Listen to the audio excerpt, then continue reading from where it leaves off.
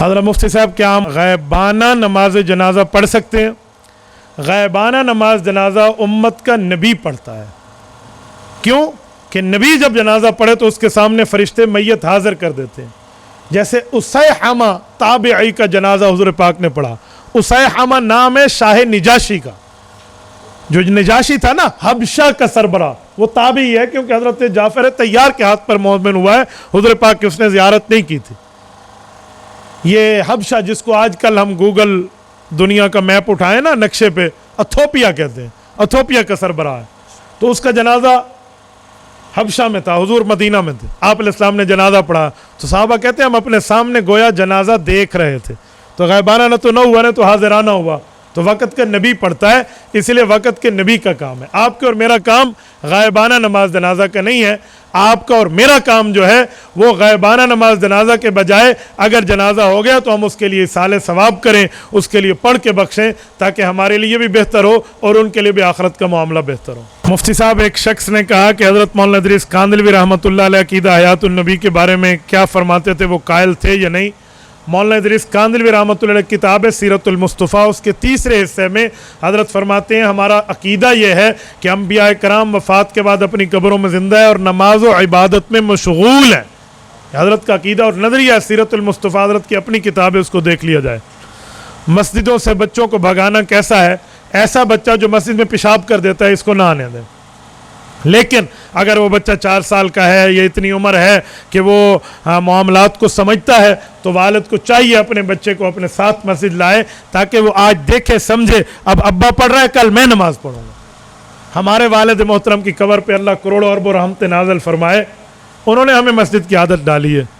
شاید ہمارے آپ کے اور ہمارے ابا جانا میں مسجد نہ لاتے تو ایسا مسجد سوکھیا ہوں. ہاں ٹھیک ہے، تو اس لیے بطور ترغیب لائیں. اور ایک بات یہ بھی یاد رکھیں، جب بچہ آئے اسے اپنے ساتھ ٹھہرائے والد.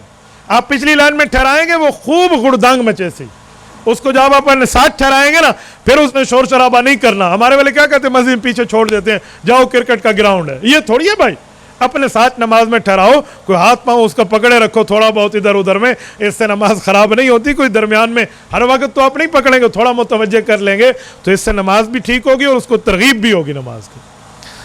ہر مفتی صاحب، نوجوانوں کے لیے شادی کی صحیح عمر کیا ہے؟ گھر والے کہتے ہیں یہ تو ابھی چھوٹا ہے، ابھی اس کی شادی نہیں کرتے، کماتا بھی نہیں ہے. شادی ہوتی نوجوان کی ہے تو بوڑھیاں کو پرنے دے ہوندے وے. شادی ہوتی نوجوان کی ہے بھائی. شادی کی عمر ملک پاکستان میں 18 سال ہے، جو قانونی اور آئینی کانسٹیٹیوشنلی ایج ہے تو وہ 18 سال ہے. ویسے اسلام میں بلوغت کے بعد آپ جب بھی شادی کرنا چاہیں تو آپ کر سکتے ہیں. اور ایک بات یہ ذہن میں رکھیں کہ شادی کے لیے کوئی آئیڈیل جوڑا دیکھ لیں نا، کوئی آئیڈیل کپل، خوبصورت جوڑا جس کی شادی اس طرح ہوئی ہو.